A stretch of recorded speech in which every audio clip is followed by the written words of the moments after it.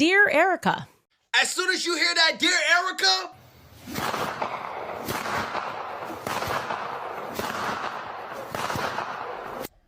Candace Owens said Black History Month she will not be a slave. And Charlie Kirk is making moves from the grave. Huh? First of all, Charlie Kirk found out allegedly that Erika Kirk was having an affair on him. So guess what Charlie Kirk did? In silence, he took her out of the will. Now, this had just come to the light. Not only that, apparently it's alleged news going around that Charlie Kirk kids wasn't his. You fixing mine? I got a little bacon. Babe, that's deep in there. Give them a cleavage? People want cleavage. Showcase it. Salisbury. Sells. That's me. So Erika Kirk's ex is what? Taking over for Charlie Kirk? I'm sorry, are we supposed to pretend that this is normal? Because this is very odd to me. And that man, he was present at that meeting. Notice the difference in emotional responses between Erika and Candace. But I don't want today to be about anything other than you guys knowing that Charlie really was an amazing person. You know, he was like, we were really close. And he was my best friend and my brother. That young man. That young man. I will never unsee the footage of what I saw, the violence of it. I pray for the people who took any pleasure in that. There's not a single person in the world that I would wish that on. That man. That young man. I forgive him. I will never allow the memory of Charlie to be forgotten, obviously, because there is no Candace without Charlie. And which one of them triggers your tears? If anything happens to that woman, we know who did it. We know who did it. You remember that little song they used to play on here? And she knows. And she knows she knows. And I know she knows. When I know she knows. Erika, she knows. She knows. You know she knows. And you know she knows. That lady is going to solve this whole Charlie Kirk thing. She is... she's on it. She said, this ain't going to be another JFK mystery. And not only that, she was a gate kid. And she was like, Erika, there's one thing that I was so good at. And that was putting puzzles together. Dear Erika. Now, as someone who does not follow Candace Owens on any of her social media platforms or has watched any of her videos, somehow she came across my algorithm. And let me tell you, when I heard her say, Dear Erika, I sat down and watched the entire video. And all I have to say is, Candace, I really hope you double your security. Because in that 17.5-minute video, she dropped some claims that she knows the truth about what happened to Charlie. And she's making the claim that 2 countries could perhaps be involved in this. Perhaps the country that starts with a letter F and another country that starts with a letter I. And in that video, Candace actually drops a couple of liners where it sounds like she's not playing around. I mean, if I'm lying, this would definitely fall within the category of defamation. So, yeah, I'm all in on this one. As well as this one. One of the things that when I was a kid and other GATE kids, since we've been speaking about the GATE program, when they put you in these special classes, they test you frequencies, sounds, they made us drink fluoride, all the weird stuff. But one of the things that they're especially interested in is how quickly you can put together puzzles. And I want you to know that I excelled at that. He thought someone was going to kill him. He did express that in writing, and you did not lose those text messages. You knew that. Charlie and I spoke a lot about his third eye. That's why that sentence caught my attention in the article. He spoke about the street lamps that would go off when he would run, about the special school that he had to go to. We spoke about a lot of the things that were strange in our childhood, the testing that both of us had to endure. We spoke about the fact that we could both astral project. You know all of this, of course. You have his phone. And how surprised we were when we learned that not everybody does that naturally. Sleep paralysis, you name it. We had conversations about it. And if Charlie's adrenal glands were going off, it was probably maybe for the very same reason that I pulled my kids out of school days before he was murdered, because I sensed danger was coming.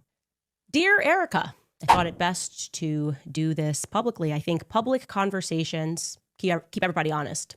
And there are some things that certainly need to be clarified because sometimes the gap between the truth and the lie is what happens behind closed doors. You and Charlie began dating in earnest in 2019, and in retrospect, it was accompanied by a season of a lot of change.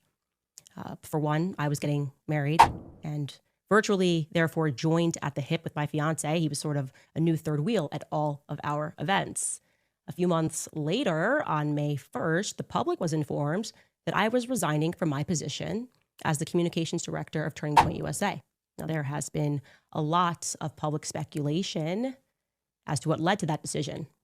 The media ran with it was anti-Semitism or some disagreement about Kanye West, but that wasn't true. None of that was true. The truth, I think that you very well know what the truth is, because you were around for it, is that Charlie and I had a disagreement, which fractured my trust in him. He did something that he had never done before. He lied to my face about money.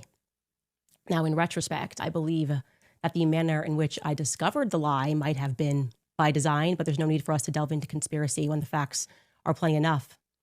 Charlie had taken a meeting down in Florida with Ike Perlmutter at Mar-a-Lago. It was a fundraising meeting. For whatever reason, he did not want me to know about this meeting, and that was strange. It was meant to be kept a secret.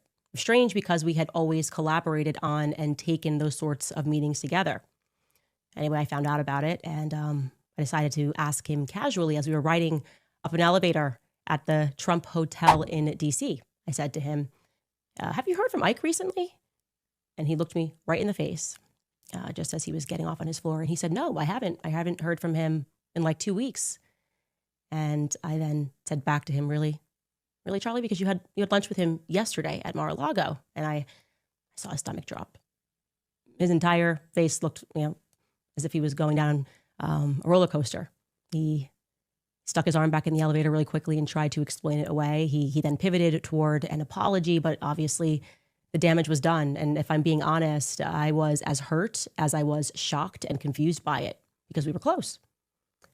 We did go back down to the lobby. We sat at a table and we talked. I don't even remember whether or not I was angry. I probably was. That does tend to be my choice emotion. But deep down, there was a part of me that knew that it was coming because of a lot of the new hires that were coming into Turning Point USA post Kanye tweet. Charlie had new people in his ear that were hijacking his ambition, making him believe that money was the truest measure of success.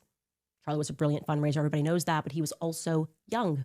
He was naive to what the wrong money could invite into his life. And I warned him. I warned him in that restaurant. I warned him specifically about Stacey Sheridan. Everything about her made my skin crawl.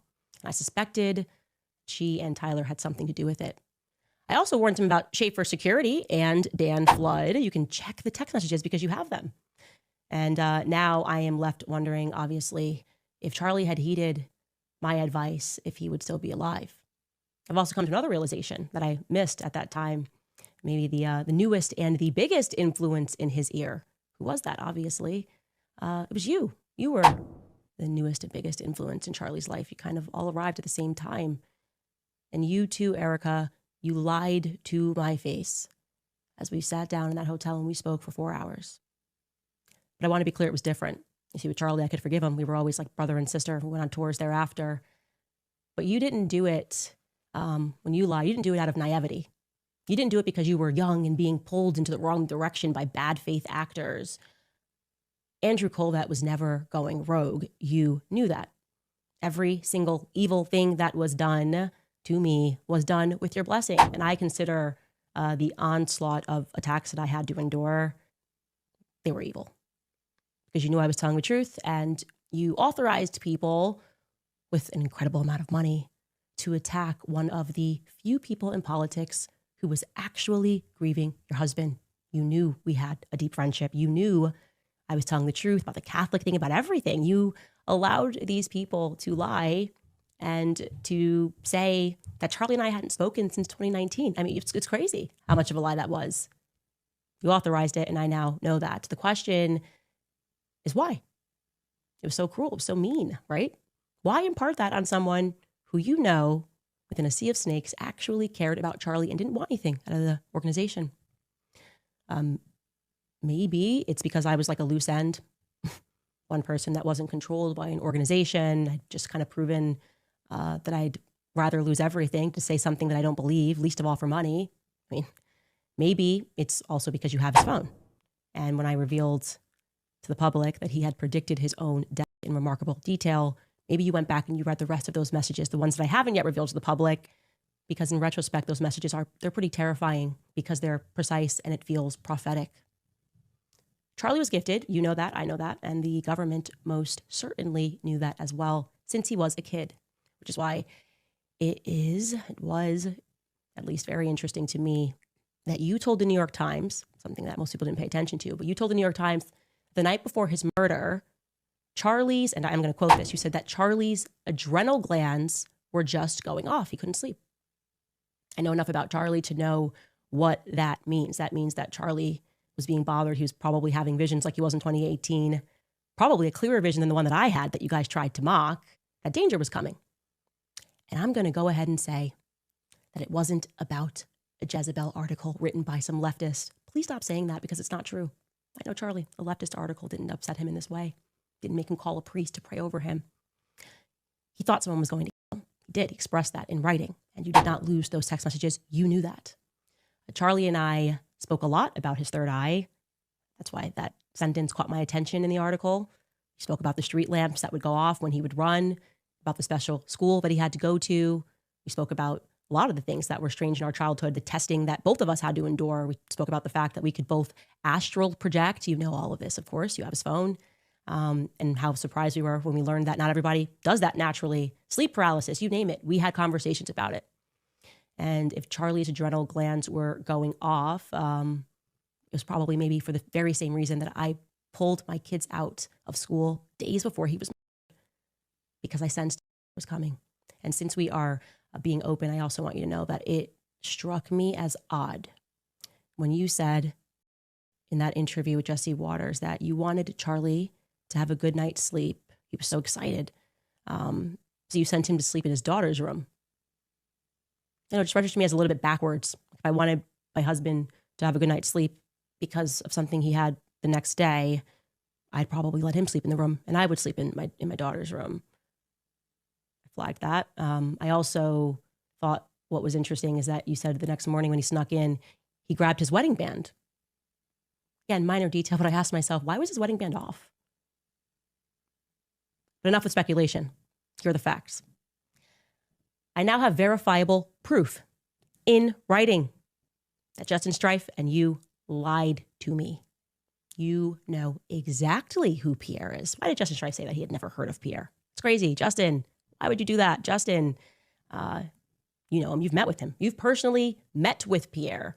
Erika, you've met with him in the wake of Charlie's death. I have, again, verifiable proof. So you can call your lawyers. You can spend another $1 billion on PR if you want to. Tell your lawyer to call my lawyer. I mean, you guys certainly have the money to do all of these things.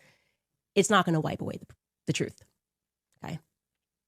The truth is that there was a deal on the table with Pierre, who, yes, is from France, born in France. And that deal was worth billions, not millions, billions, plural, billions of dollars. Just after Charlie was shot, and again, I have proof, Pierre had a phone call with Justin Strife. He also had a phone call with Mr. Don Arrigo of Turning Point USA down in Tampa.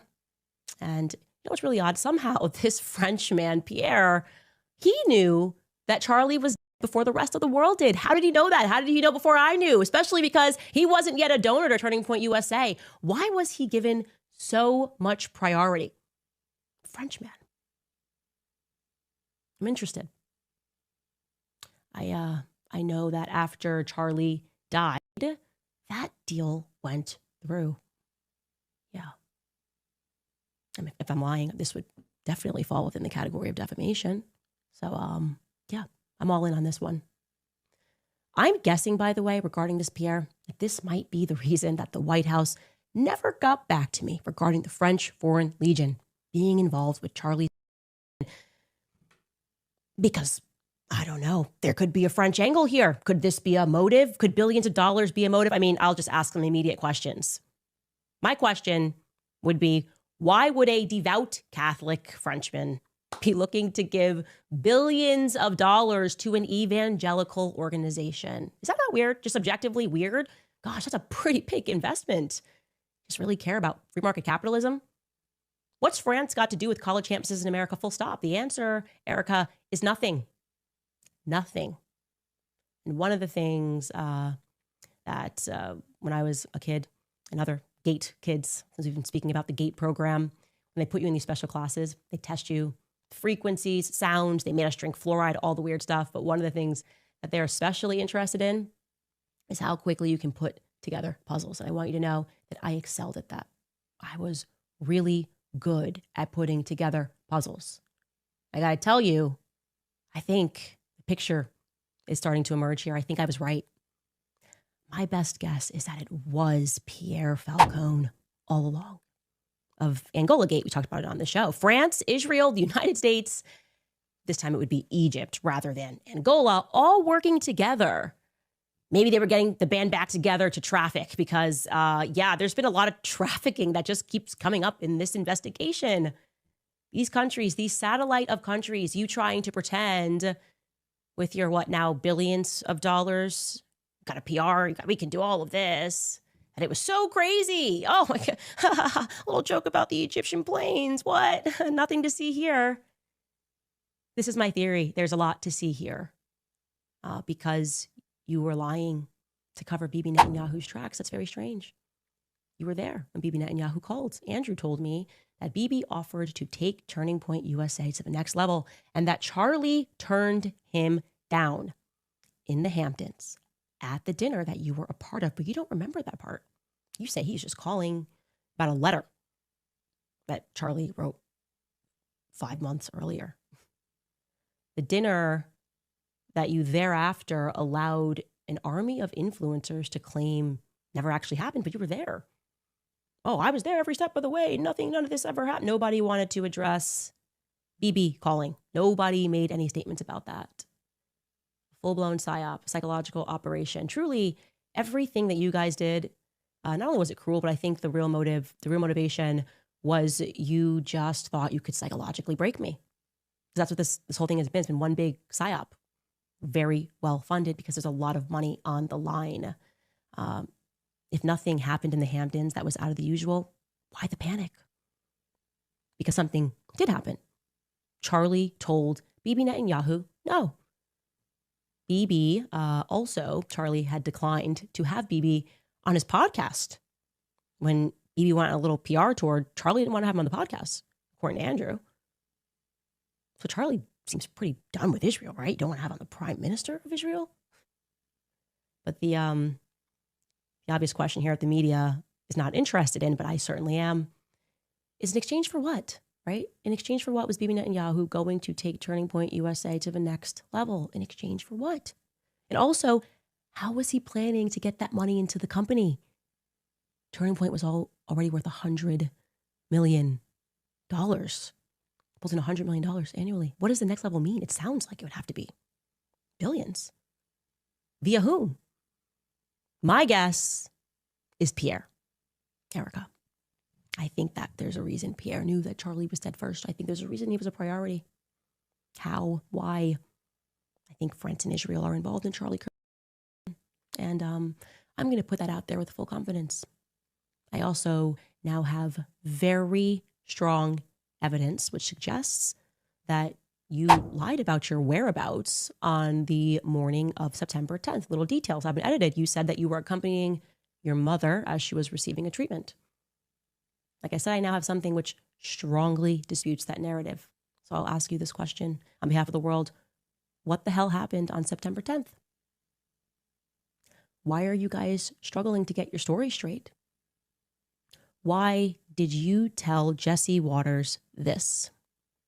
And you wanted to see Charlie immediately and came up. Take us through that. We landed in Utah, went straight to the hospital. Straight to the hospital? Andrew told me that when he deplaned, you guys embraced on the tarmac and he boohoo cried in your arms because he had so much pent up anxiety. So just given the planes, which you confirmed to me, which plane he was on and which plane you were on, that would mean that you had to wait for Andrew to land for an hour. Waited for an hour. Don't do the thing where you tell me that Andrew went rogue. Don't do that, Erika. You're lying. You would be lying. The question is why? Why did you wait? And how long did you wait? And who was on the Egyptian planes? Who took off to Delaware? Who stayed behind to communicate on that second plane that was transponding for no reason? I think you know what I know, which is that I'm going to find out. This is not going to be a never-ending mystery. This is not going to be the JFK story. I'm going to figure out exactly what happened. I'm getting very close, against all odds, against billions. You might have the billions, but I have the truth. So that's what I wanted to say. Hello brothers and sisters, welcome back to the channel. I'm hoping that you are doing great from whatever you're watching me from. As you know, I'm your host and presenter GDX Stories. So let's get into it. Now, there's so much going on. We know Candace Owens has not been good with black people. Although it's important to celebrate, this is Black Month history. Black people deserve all the truth put on the table. Black people deserve to know the things that happened. Remember when they painted black people that they were celebrating the death of Charlie Kirk and black people were not sorry? Yeah, turns out that Erika Kirk was not sorry. And in fact, she might have known all these things that was happening to Charlie Kirk. And Charlie Kirk also might have also known that Erika Kirk is not a good person, because according to the allegations that are coming out, are that Charlie Kirk didn't include Erika Kirk in his will. Ask yourself why. So somebody's saying here that they are all controlled actors. But I do like the storyline. There is no tears from either of them. It's called controlled opposition. Yes, like I said, Candace Owens, Erika Kirk on the other side, they might be, just might be, paid actors, because as the story continues to unfold and the truth continues to come out, we get to understand who is the problem here and who is the enemy here. Probably this all is controlled and they want us to follow. They want us to know. I mean, you never know, right? But the greatest hypocrite of all time that I've seen is Erika Kirk. If only I could roll back the clips and show you guys I was crying at the statements that he made. In fact, the statements that he made were not genuine. They came from a place of hate. They came from a place of hate because when you are trying to send a person peacefully, you don't want them to associate with anything negative.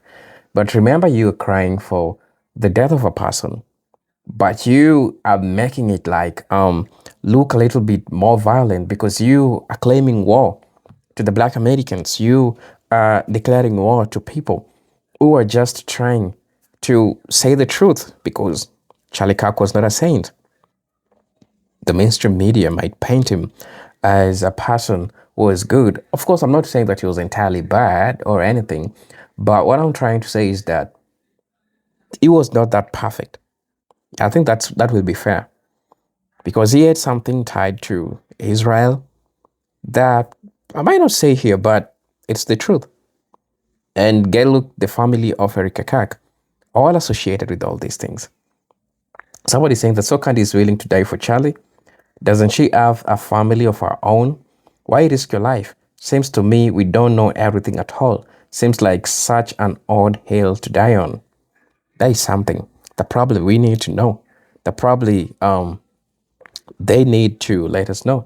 Somebody's also saying that I was in the Gateway program too. I can still remember how that staff made us drink a taste of what a fact. Edit. I astral projection too, but I never knew it had anything to do with the Gateway program. Slowly. What's going on? I had that shift from elementary to high school. Somebody also said that after I learned of Erika connection with some intelligence community, Trump, Pageant, and Epstein, some orphanage that was closed due to child trafficking, and other shady child traffickers that are in a road crusade, I just feel something sinister is going on, and it's true. Something sinister is going on. This is not a rocket science, right? Somebody saying that this is a masterpiece from Candace. Erika better be worried about the puzzle being completed, put together soon. Yeah, you know, Erika Kirk is blowing trumpet on. Candace Owens is blowing the trumpet on Erika Kirk, and people are watching. But we don't know if this is just a game. But at this point, we are seeing at least the truth starting to get out. As the saying goes, it is an African proverb: anything which is done in the dark will come to the light.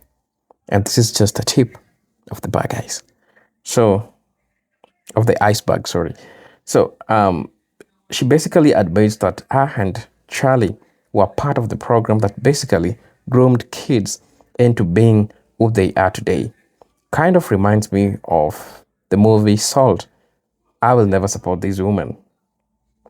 Right. Somebody also said that, yeah, I watched Salt back. This is a movie back in early 2000s. There's this actor. She's called. She's famous. She's called. Somebody remind me the name of this woman that have acted Salt. I think she's also a singer. Yeah, she's an American singer also. I've forgotten her name, but she's so much famous. I've also seen her in a couple of movies also, right? Yeah. Somebody will also say that what frustrates me about Erika Kirk is how Charlie, who built TPUSA from the ground in 2012, suddenly found himself sidelined after marrying her in 2021. In 2021, a 4-year marriage to Snake 6 years older than him. Overnight, she assumed control of everything he had worked tirelessly to create, claiming full credit for his legacy while excluding his parents and others who had supported the business before she came along. I felt as though she was never just managing the company. She became the company, as if it had always belonged to her by right. Somebody saying that the all-new generation of kids are troubled because they have talents punished. There is no such a thing as modern conmen, heroes, or special people. These kids with talents so special are completely out of the spectrum, therefore abused. Jesus Christ is King, and soon corruption will be done with. Somebody also came and said that do not take anyone's word for it. Look it up, read about it. Also, an author named Dr. Linda Owe wrote some really good books on the Akashic records. Being Native and African American, my father was Native. I learned about astral projection and all of the about. I was taught by my aunt. As a child, I could see everything. I struggled most of my life with my gifts. My aunt taught me from the age of 7 until I was 31 years old. I even had some teachers, and my pastor, Dr. Robinson, helped me find my spiritual answers. When you give this gift, you have to be guided. I also read clouds, and I have a beautiful cloud of Cobb and Gigi. I even got an angel on Christmas Day over my house. So my advice is for you to educate yourself and more read about the astral projection. I'm also going to be finding about the astral projection and the power that we human beings have been given to see things that we cannot see on a physical world, and how to get ourselves to see them, right? And not see them as witchcraft, but use them for the good and for our own self good. So brothers and sisters, I really don't know what you think and feel about this video, but there is really a lot to unpack here. But I just want to let you be and decide for yourself in the comment section. So until then, I'm hoping to see you on my next video. Until then, peace, love, and harmony. Salute.